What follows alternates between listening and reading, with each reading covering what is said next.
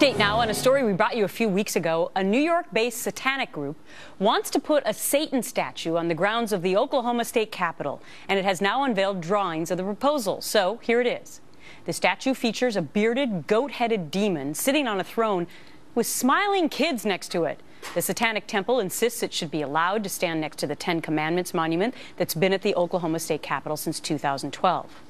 David Silverman is the president of the American Atheists, Bill Donahue, the president of the Catholic League, and Rabbi Shmuley Botek is the founder of This World, the Values Network. Rabbi, we should have sat you in between Bill and David today. I think they may go at it, but I know you have a strong spirit, and I'm going to start with you on what some people deem as a ridiculous move by this satanic group to put up this monument. Your thoughts? First of all, what do goats ever do? I don't know why they're having to suffer. There have been many statues of Satan. This is nothing new. We've had statues of Mao Zedong, of Stalin, all these devils who were guilty of genocide tens of millions of people. If these Satan worshippers want to take their statue to the logical conclusion, let them make it a real Satan statue. There should be child sacrifice. There should be people being disemboweled. They should show what evil is. And that would actually highlight what religion is, the Ten Commandments, which is don't steal, don't be envious, don't covet. In fact, the Ten Commandments, I'm so weirded out by why atheists have a problem with it. Well, only 3 out of the 10 you have an objection to. Surely you believe that people shouldn't commit adultery, Dave. You believe that people should have a day off like a Sabbath with the family. You believe that we shouldn't be jealous and envious. Well, let's find out. David, do you? Shmuley, the first commandment is, I am the Lord thy God, thou shalt have no other gods before me. In context, the penalty for disobeying that commandment is death by stoning. It's hate speech. What about the other 7? Are you okay with the other 7? I am let me finish. No graven images. He won't have that. But that's the penalty for that. No, you need to know the Ten Commandments. Bill, you're being blamed without saying anything. You have a problem with stealing. Number 3. You have a problem with stealing? Stealing isn't original to the Ten Commandments. Neither is murder. What are you talking about? Exodus. Sorry. Listen, the one thing I do know is the Bible a little bit. Shmuley, you don't know that the Bible did steal most of those things. Yes, I will. The rabbi brings up a great point about why you would be against any of them. But let's get back to the satanic thing. Bill, is this a total affront in the face of Christianity to put up this bearded goat with, by the way, smiling kids? And just for your own fun as well, it has a functional purpose. Apparently you can sit on this particular thing and look up into the face of the bearded goat. Well, look, it's not a matter of opinion. The people behind this, the proponents, will admit what their purpose is anyhow.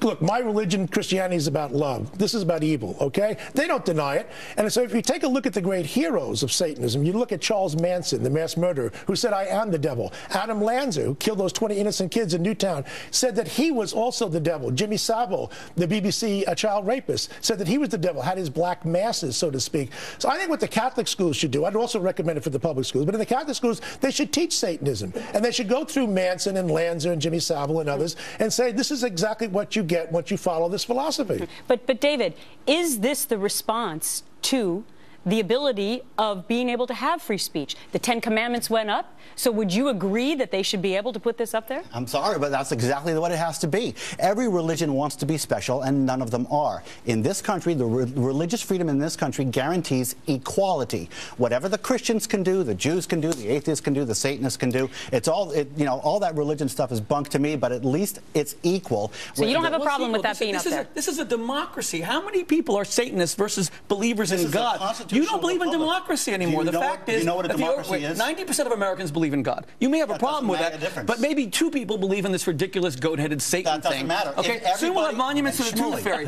Listen, if modern atheism has been reduced to this level of intellectual debate, there's no wonder why atheism is receding. So you agree that this is not atheism, this is Satanism. David, I want to get a yes or no, though. Yes. Do you agree that this particular statue should go up? It should go up, and it should be exactly the same size and weight as the Ten Commandments that are up there. I just wanted to be clear that you agree that it should go up. I want to move on to this. Senator Bernie Sanders has now said that the Pope is on the Democrat side of things. So, Bill, since you're the Catholic here, let me start with you on this. Should the senator be saying that the Pope is on anybody's political side? Well, I have no problem. Look, he's Jewish. He's meant this in jest, and I think he meant it as a compliment. The problem I have is not with Sanders. I have a problem with my own people. 2 Irish Catholics in particular who are out in front on this.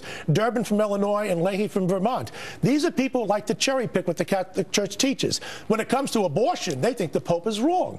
All of a sudden, when it comes to income inequality, they think the Pope is right. I can't stand this bald-faced hypocrisy. Sanders is okay in my book, but not Durbin and Leahy. David?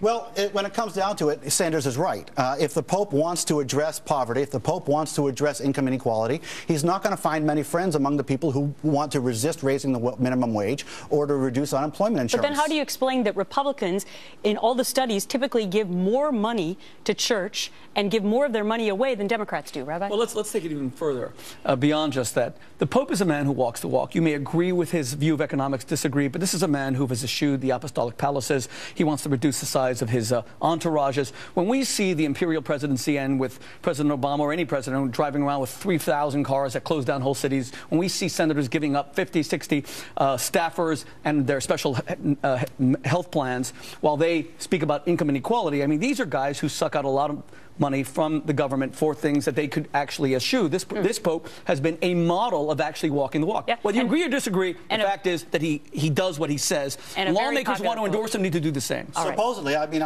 we're holding out hope. We're holding out hope. If only the Catholics would get their act together. And if everybody would just let each other do what they want to do and not get in each other's face, we would have a better Wow. we'd have a better They're country. ending on a good note. Surprise, surprise. Gentlemen, we'll see you again next week. Thanks so much. Thank you.